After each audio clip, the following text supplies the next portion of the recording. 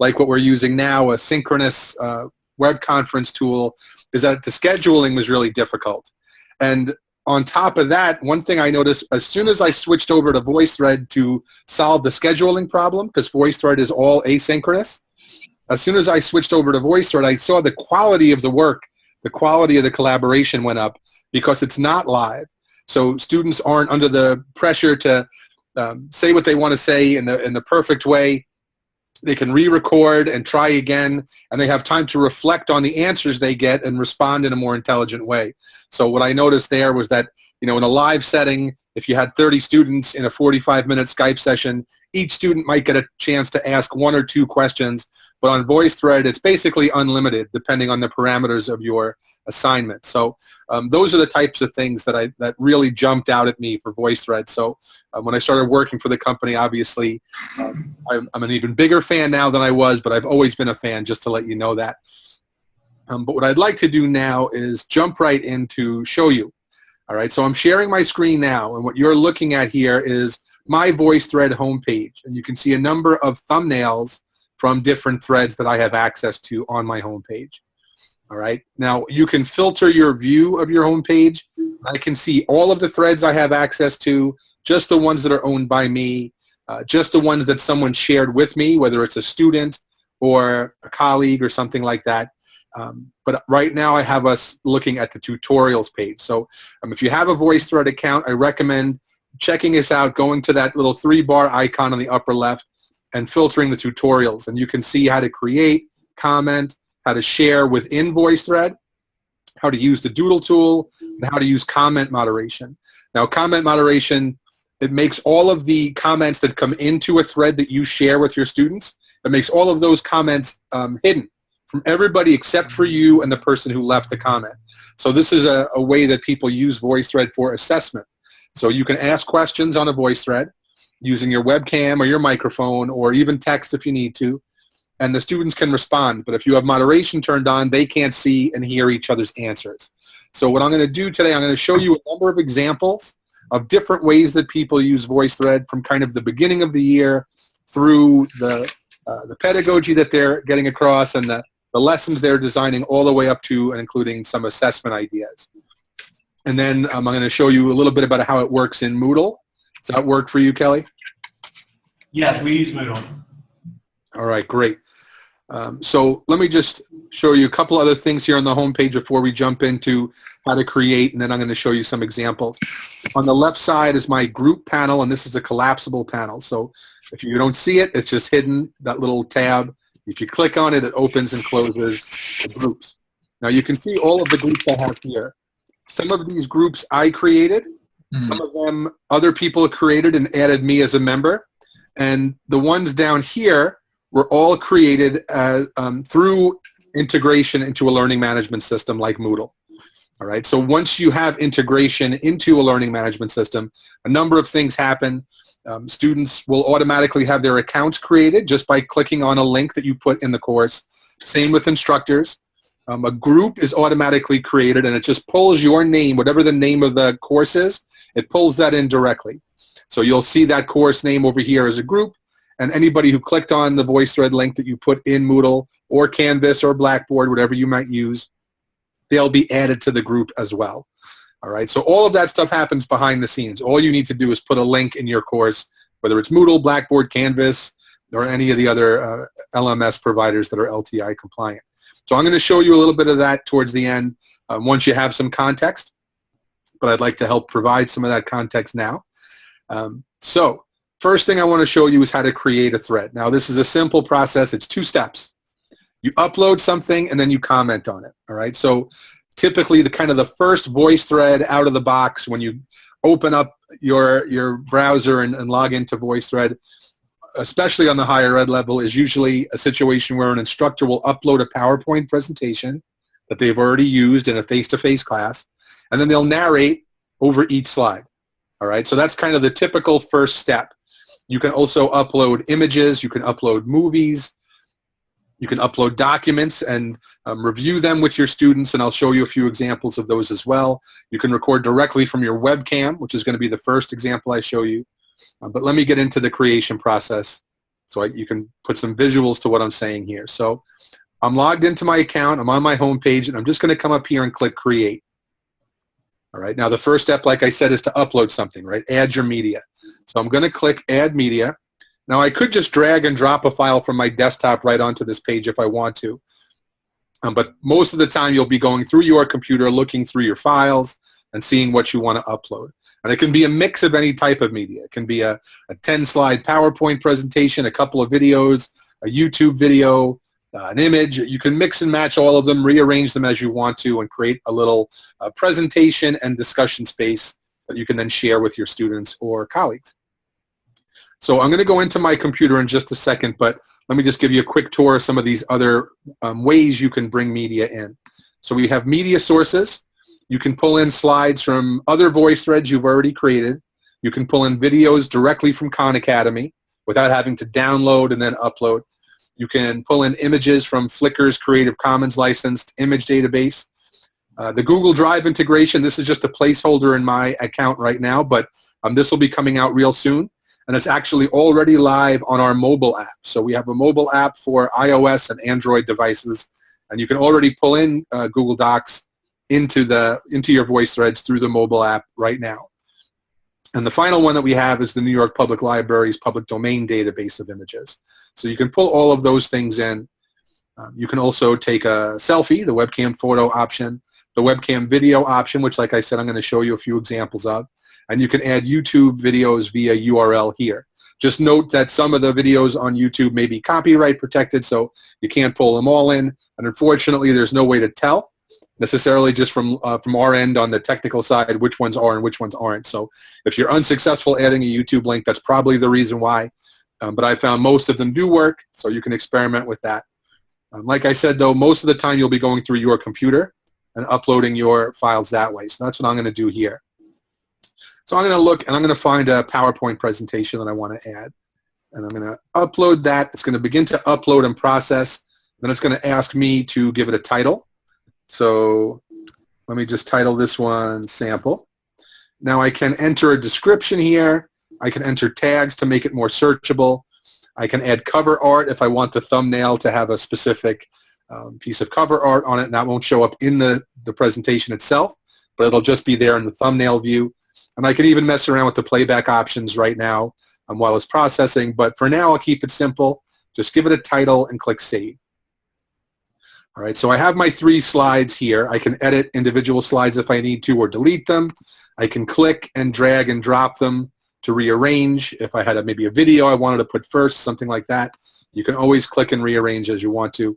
And I can always add more from any of the different media sources or the webcam, etc. All right, so that's step 1. I've already finished half of this, right? I've uploaded my files, and now it's time to comment on them. So let's say this is a presentation I'm giving, and I want my students to learn something here. I've uploaded the PowerPoint slides. Next step is to click Comment. So when I click Comment, it's going to open up the thread in our media player. And this is how it would look to someone who's engaging with it. All right, so I have it set to automatically advance. Let me just go back to slide 1 here. All right, so you can see the slide takes up a lot more of the real estate. It's kind of central. And on the left-hand side, we have our conversation channel. So let me add a conversation piece there. Let me add a little comment. Now, you can use text. You can use a telephone to call in a comment if you don't have a microphone. Our most popular commenting method is audio, of course, because it is VoiceThread. So it allows you to use all that nonverbal communication that is so important to communication. The webcam option, or you can even upload a file you have saved offline. All right, but I'm going to choose the audio. So I'm going to click on my microphone. I'm going to click Allow. And now I'm recording. You'll see the timer has started over here, the red light's flashing. And I also have this pencil. Now I can choose different colors, and I can decide if I want the ink to fade or not fade. But this is how you can annotate right on a slide. All right, so as you are talking, if you have maybe a text-heavy slide, or there's an image, or an art teacher, or a graphic design teacher, or you just want to draw attention to something in particular, you can click and drag right on the screen. And as you can see, I have it set to fade, so my first circle faded, and now this arrow is going to start to fade. I can toggle that on or off if I want to as well. And I can go through and say what I have to say. When I'm done, I'm going to click Stop, it'll play my recording back for me. And if I like how it sounds, I can save it and move on to the next slide. And now I'm recording. You'll see the time. All right, so I click save, and you'll see my identity image appear over here in the conversation channel. All right, now as a student comes in to comment, they can click on that and they can comment as well. They have questions or they want to respond to something I said. All right, I can advance to the next slide and do the same thing. Click on the plus sign, click on the microphone, start recording what I need to. If I wanted to annotate, I can just click and drag and circle anything I want to draw my student's eyeball to on the screen. I click stop, click on the and save. All right, and I can repeat this process over and over. So if this was a PowerPoint presentation, you can record your mini lecture content on each slide. Now, if you make a mistake, you want to go back and do something else, or maybe the comment you left on slide 2 is no longer accurate, right? Maybe you were talking about some census data or something like that, and maybe those numbers have changed. So you want to go back and change your comment. You can go back and delete the comment and re-record it just on that slide. You don't need to do over the whole presentation. And if you've already shared it with your students, you don't need to reshare it or anything else like that. When they click on the link, they will see your updated comments. You can update slides as well without losing the comment. All right, so a VoiceThread is always like a living, breathing thing that you can change and edit and rearrange as you need to. All right, so that's the basics of creation, upload and comment. All right, if anybody has any questions, let me know. Otherwise, I will move on to some examples. George? Yes. Okay. I just wondered, my name is Lisa. Thanks for giving us some good guidance on how to get started here. I was wondering about, could you put up different kinds of things at the same time, different media, like in a collection, like some PowerPoint, a video, and then have them comment on that collection or that set? So each individual piece of media will have its own slide, but yes, so you can upload movies, and you can have a movie on slide 1, a video file, PowerPoint for the next few images. You can mix and match as you need to. Cool. Thanks. No problem. All right, so this first example is a basic introduction. This instructor just recorded directly from her webcam. She didn't even upload a slide or anything. She just recorded from her webcam, and it's a 1:28 recording from her office. And this is a way for her to get to know her students and to have them get to know her before class even starts. All right, so she just records her intro and leaves some instructions for the students about how to leave theirs. And then you can see in the conversation channel all of the students leaving their introductions as well. So I'm just going to play a few seconds of this just so you get a sense of what she did here. Tool file technology for kinesiology. I hope you have lots of experience in kines. I hope you have lots of experience in technology. But just in case you don't, by the time you finish with this class, you certainly will feel comfortable with technology in kinesiology. All right, so right away you can get a sense of this teacher's warmth, her social presence online, right? That might not come across in text. The scientists tell us that there's something like 80 or 90% of communication is nonverbal. Right? So when you're just using text, you're missing out on all of that, the tone, the cadence, the facial expressions, the hand motions, all of that stuff. And she's capturing that here and delivering a face-to-face class, but in an online way, all right, using VoiceThread. Now I'm going to play a little bit of some of these student comments just so you can get a sense of what they did. And just note how different these student personalities are. It'll jump out at you right away when you can hear their voice. Hi, my name is Andre, and I'm an exercise science major.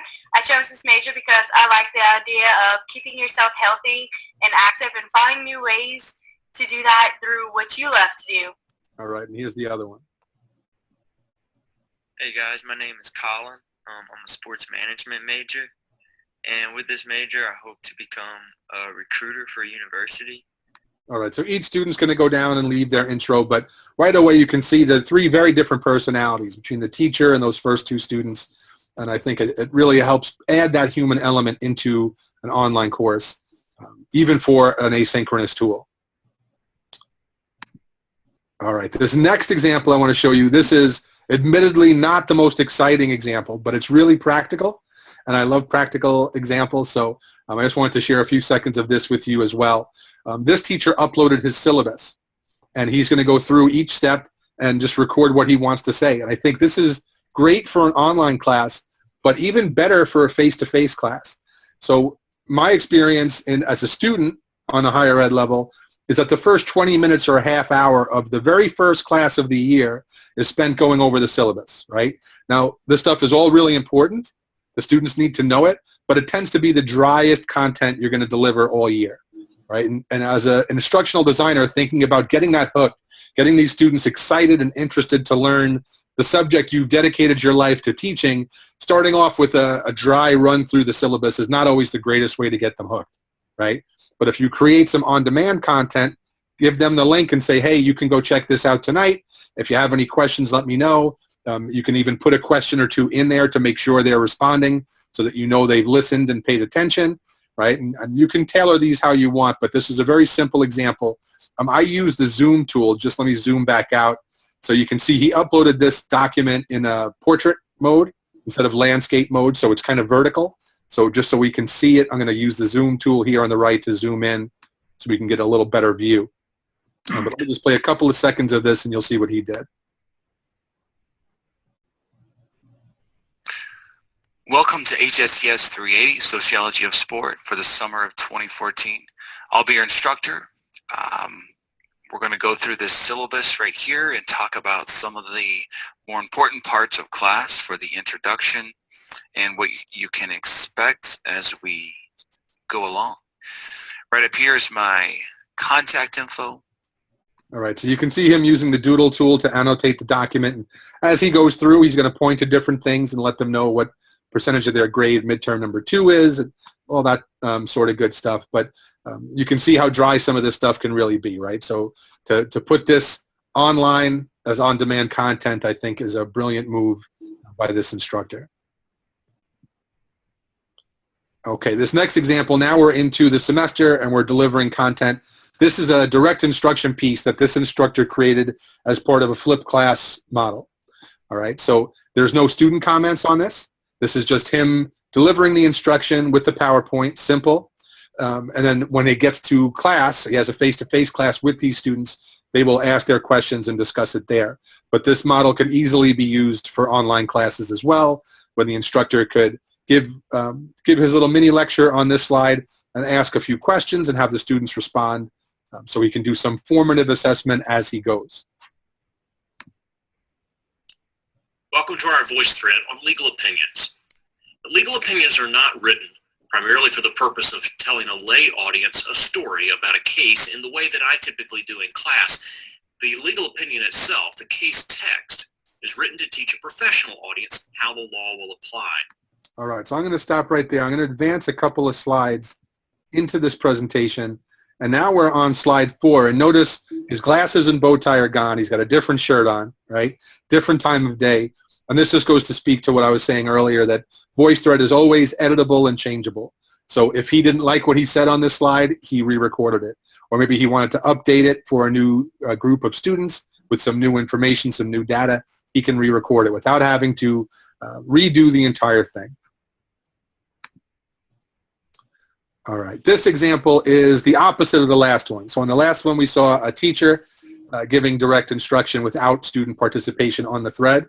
This one is all student participation. So this is essentially like the 2017 version of a discussion board, right? I know I got my master's degree primarily online way back in the 90s, and the only way that we could really communicate with each other was through text on one of those old school discussion boards, right? And it was interesting at the time because I hadn't done it before, but there were a number of problems, misinterpretations, right? And I tend to be a little bit of a wise guy sometimes, and you know, sarcasm doesn't always come through in text, right? So I ended up having to kind of tone myself down, and I couldn't really be myself. I had to change how I was communicating, and people frequently aren't as good communicating in written text as they are when they're speaking, right? And you can get a lot more information out. Like I said, with all that nonverbal communication, people can know how serious something is and what you're saying, and they can absorb all that extra context. So in this example, you'll see the students are discussing a book, and the teacher uploaded PowerPoint presentation with some discussion prompts about the book they're reading, The Scarlet Letter. Talking author's novel matches many of these characteristics, and I would like to point out that the main characters have symbolic names. All right, now on this example, you can see the students are doing good work. They're sharing their ideas. They're analyzing the book and talking about allegory, and they're using some critical thinking. So this is all great. The one thing that I would suggest for this student is not to write down your answer and then read it. I always wanted my students to be able to speak freely, because I always felt like if you needed to read what you wrote as a crutch, you didn't really understand it. You hadn't internalized it enough. All right, and not to mention the fact that you're never entirely sure what they're reading, where they got it from, right?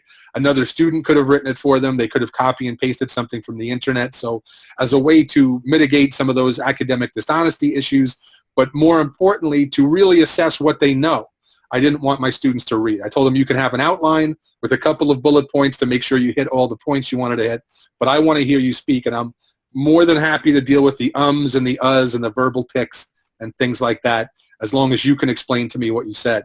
So I could walk up to you in the hallway and ask you to repeat that answer, and off the top of your head, you can recreate that answer for me because you really know it.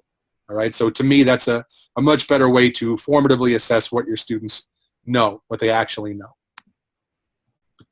All right, this example is a math example. Now, this teacher just uploaded blank white PowerPoint slides, and I thought this was really brilliant because he used the doodle tool the same way he would use a dry erase marker on a dry erase board in a face-to-face classroom.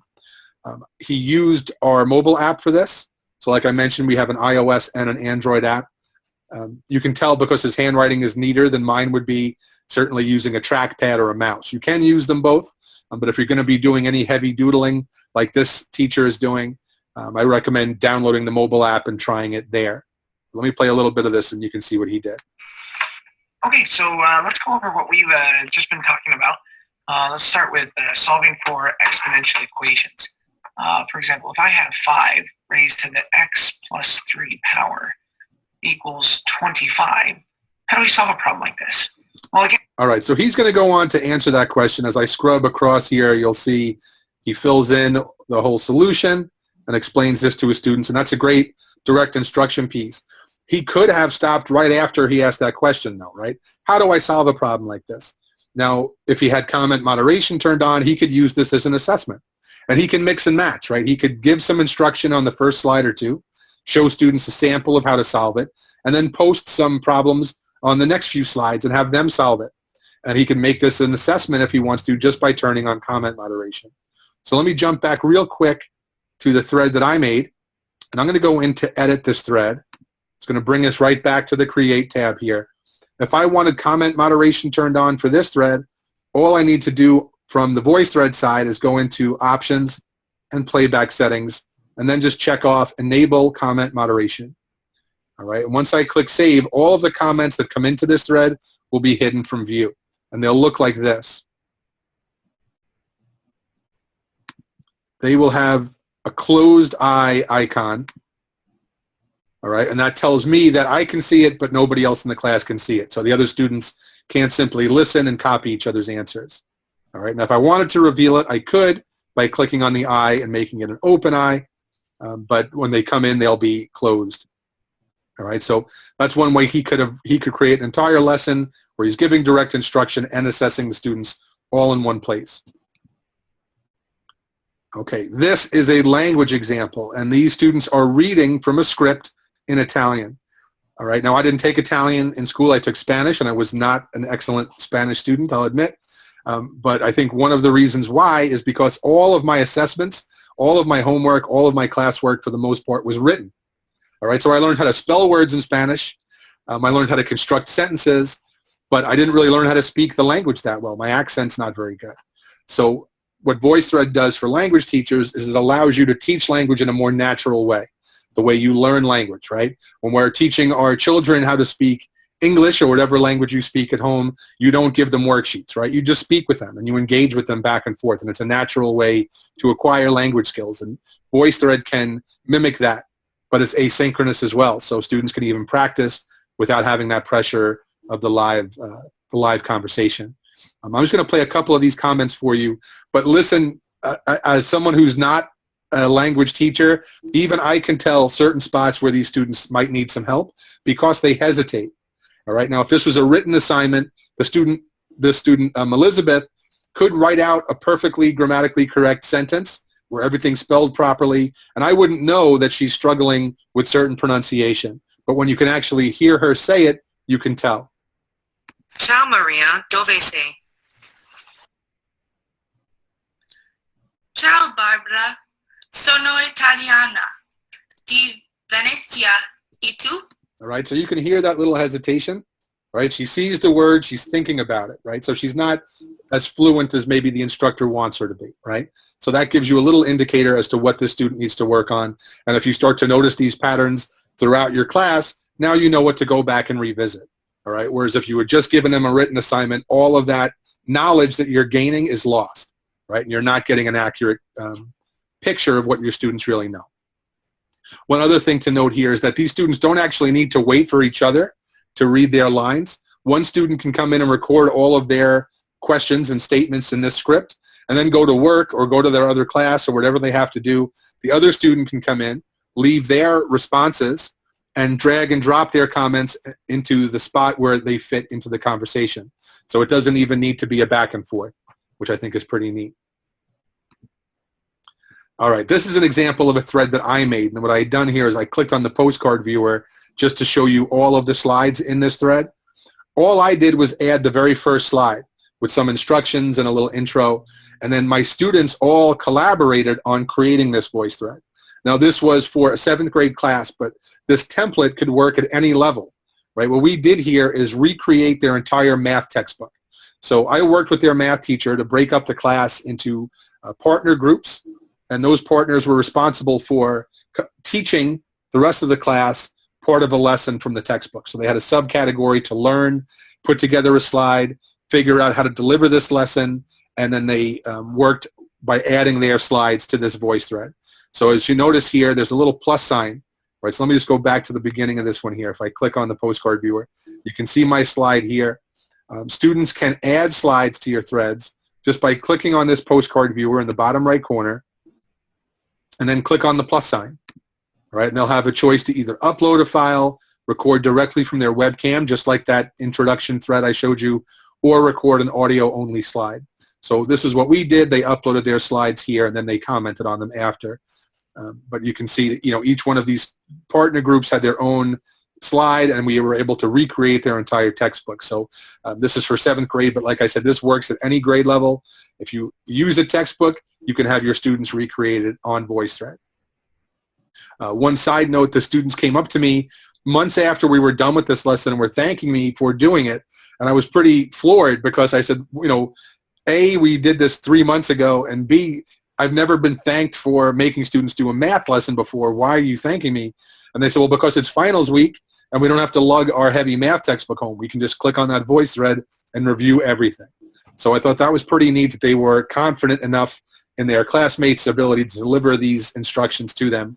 And if one of the students did not do a good job, the instructor could always come in here and record some feedback to that student and let them know what they need to do to improve it, and the student can re-record.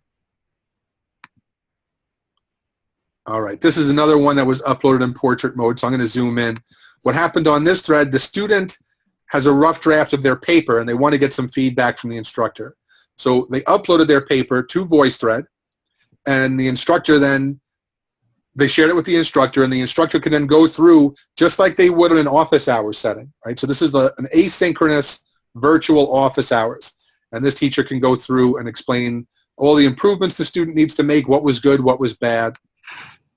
Okay, you've attempted to talk about something really awesome here, okay? But you are kind of losing me because you're not introducing this particular idea. So this concept of the making concept failing to acknowledge men and women as historical beings. All right, so I'm going to stop right there, but you can see she's left multiple comments on this page, and she's left comments on the other pages as well. And it doesn't happen on this thread, but what could happen after this, the student could then take all this feedback, redo their paper, and upload that new version to this same thread. And what you've done then is turn this from a virtual office hours into a portfolio, right? And this could work with art students, photography students, writing students, any type of students that create portfolios, you can use this idea. Have them leave comments reflecting on what they did, and you can give feedback along the way. All right, this is the last example I want to show you, and this is another language example. This instructor is an ESL teacher, so she works in the Middle East teaching students how to speak English. So there's obvious parallels here to any other language, right? This could have been a French, Spanish, German, Hebrew class, whatever it is. But I think what's really important here is the template, not necessarily the subject matter. So what she did on this one, if I click on the postcard viewer, you'll see all of the different slides. Each one of these is a webcam recording, just like that intro, the intro thread that I showed you at the beginning. Each one of these is a short webcam recording where she's asking a question in English, and all of her students are going to respond in English, which is not their native language. And she's going to have a kind of a one-to-many conversation with each student. All right, and then she can assess their mastery through listening. So let me go back to this first slide and play a little bit so you can see. Good morning. My name is Rashad O'Kaley. What's your full name? What shall I call you? All right, so what's your name? What should I call you? My name is Fatma Pati, and you can call me Fatma. Hi, my name is Basma Hazem Sultan, and you can call me Basma. All right, so each student's going to go through and answer, and every slide is a different question, and the students are going to give answers.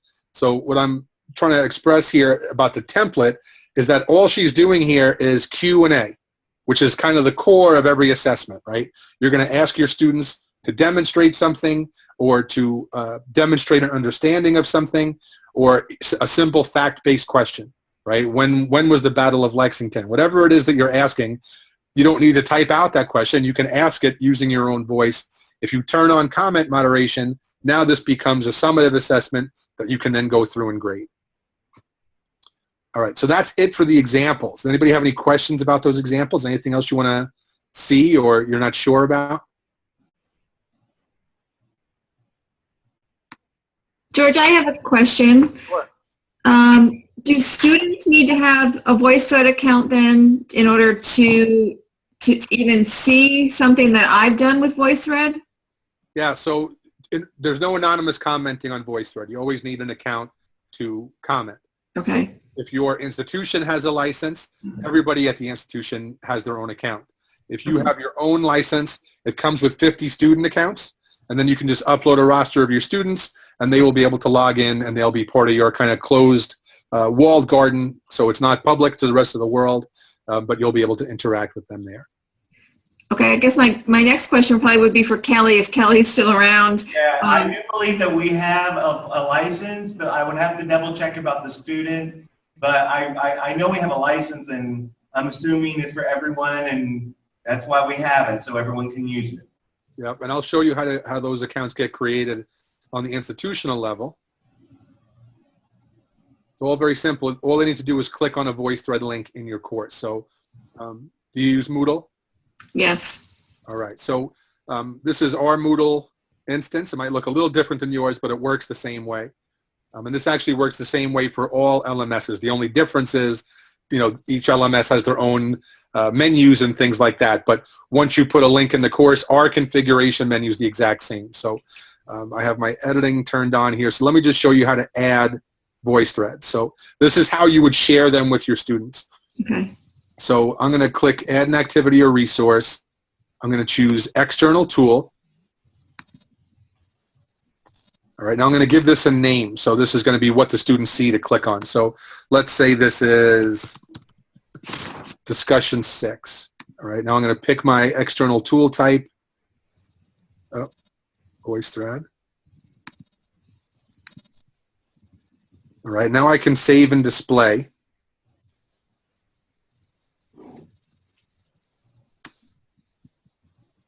All right, now what you'll see, these are the different options. So there are 3 non-graded types of links you can put in to your Moodle course. A link that'll take them right to their VoiceThread homepage and log them in. And I recommend doing this early on in your course. Make this the first thing you do with your students. You put this homepage link in there, tell them to click on it. as their first assignment. When they click on it, their account is automatically created. And if they already have an account, they'll just be automatically signed into it, and they'll be able to see their homepage. And from there, they can access any threads. They can create threads. They can engage in conversations. So that's kind of the simplest, most basic, raw way to get them involved. The course view is a little bit more nuanced. Like I said, when you put a link in your course, as soon as you configure that link, which is, I have not configured this yet, but as soon as you configure it and tell it what type of link it's going to be, you'll see a group appear on your VoiceThread homepage that has your course's name. All right? And when a student clicks on the course view link, it'll take them right into that group. So they won't see everything on their homepage. They won't see the other threads from other courses and things like that, but they will see everything that's been shared with your class. Most of the time, you'll be choosing the individual VoiceThread option because you have a specific thread in mind. Maybe it's for a discussion that you have, or it's a presentation you're giving, or something like that. There's a specific thread that you want to share with the class, and when you click on this, you can choose from your list of threads, select the one you want, and share it with the class. The assignment builder will take you into the 3 different types of assignments you can create, and they're all linked directly to your gradebook. It's all automatic, so you just create the assignment here, the students can interact with it, and then you'll be able to grade them right from within that same link, and the grades go automatically into their gradebook. All right? Okay. So for this particular example, because I want this to be a specific thread I have in mind, I've labeled this discussion 6, and I have a discussion that we're going to be having in week 6 of the course. So I already know which one I want to use. So I'm going to choose the individual VT option. And when I click on that, it's going to load a list of all of my voice threads on this left side of the panel. Or I can create a brand new one from scratch right from here if I need to. Now if I click on create a new voice thread, it'll take you right into that screen that I showed you earlier where you're adding media, commenting. It all saves automatically. But let's say I wanted to share that thread that I made earlier. Let's say this is the one I want to use. All right. I look, if I needed to make a new copy for a new semester, I could do that. If I wanted to preview it just to make sure it's what I want, I could do that. If I wanted to edit it, I can do that as well. But let's say I know this is the one I want. I just made it yesterday, and I'm ready to share with the class. So all I've done is select it. It shows it on this panel. Then I click Share with Class. All right. Now I can return to the course. And now when a student comes in, they'll see discussion 6 as a link. They click on it, and it's going to open up that thread in the media player. All right. So they'll see my comment. They'll be able to hear what I have to say. If they need to respond or ask a question, they can record their own comment right on the slide, and then they can navigate to the second slide and so on and so forth. All right, so that's how the individual VoiceThread option works, and the home and the course view just take you to that, that view. It's a more general, less specific way to do it. All right, and the last thing I want to show you is the assignment builder stuff. So let's say I wanted to create a quiz like that ESL teacher made. Say it starts off the same way. Click Add an Activity or Resource. Choose External Tool. Click Add. All right, now this is going to be a quiz. So let's say this is Quiz 5. I want to find my external tool type. I'm going to find VoiceThread in my list. All right, now because this is going to be an assignment, I want to set the points. So let's say I'm going to keep it 100 points. All right, you want to make sure you follow that step there. And now I'm going to save and display. And this is going to show me my configuration menu again. These are the 3 non-graded types of links. But for this one, it's going to be a quiz. So I want to use the assignment builder because these are the choices that are connected right to my grade book. So I choose assignment builder, and that's going to show me the 3 different types of assignments I can create. The watch a VoiceThread assignment, all this does is it guarantees the student has played the thread all the way through. So I know different instructors have different expectations of their students. Some people feel like, especially on the higher ed level, the student's supposed to be a mature adult. And if you give them a responsibility, it's their job to make sure they do what they're supposed to do. And I tend to be a little bit more of a pragmatist in that I know students, even students that want to do well in school, may be texting their girlfriend as they're watching, and they may be on Netflix on their iPad, and they're multitasking, and they're missing stuff, important stuff. So just watching it and just being sure they've played the whole thing was not enough for me. Right? I want to make sure they not only paid attention, but they also understood what they were hearing. So I would usually choose to submit a comment assignment. because this requires the students to leave a certain number of comments before they can submit the assignment, and then you can grade it. And this is also what you would use for a quiz.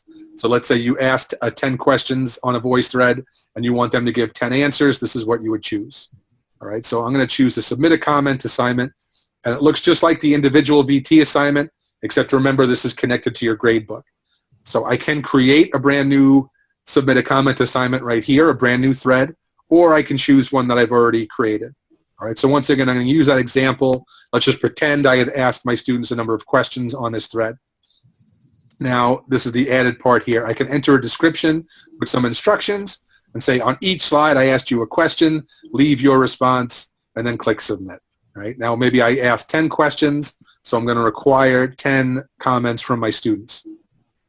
All right, now there are a couple of other things to check here because this is an assignment.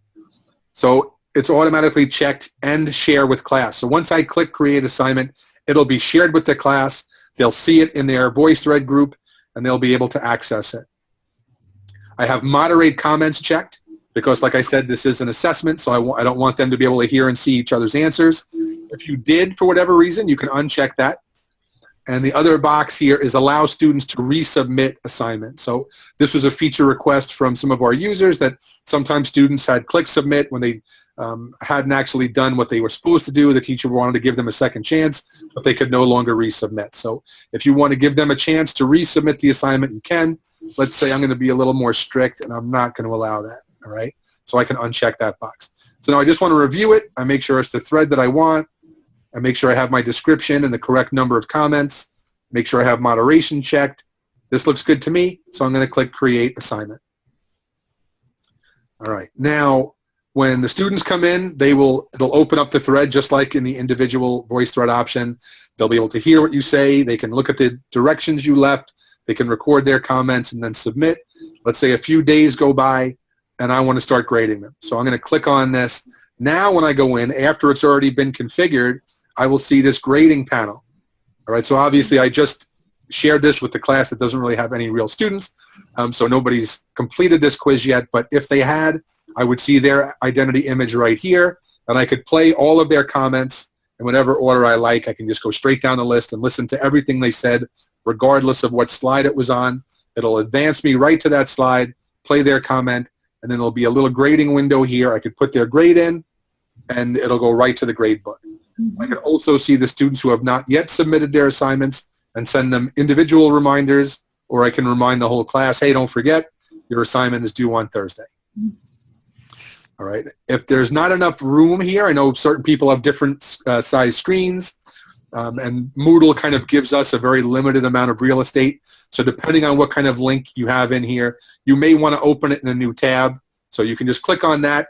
It'll open up a new tab in your browser. You'll still be signed in to Moodle and VoiceThread, but it just gives you a little more space to operate. So if you ever get squished up, you can feel free to click that there. And that's about it. So I think I nailed the 45 minutes exactly, Kelly. That's never happened before. But if anybody has any questions, I'm happy to stick around and answer them. Do you have any questions? I have another quick question. I guess this is for Kelly too. Sorry, George. And George, you did a great job. Yes. Kelly, is there a license number that I need to set up this account? I have gone into VoiceThread before, but it was going to charge me, and I knew we had a license, so I held off. Yeah, if that's the case, I don't have it on me. So what we can do, maybe if we want to, call tomorrow, we can, check it out and see exactly what you need to do to get into it. So I could tell you right now, one thing you can do if you go into your Moodle course and you just add the activity or resource and click external tool. If you see VoiceThread in the list of the external tool types, then you have it. Okay. So what you need to do is click on that, and then you can go back and configure it.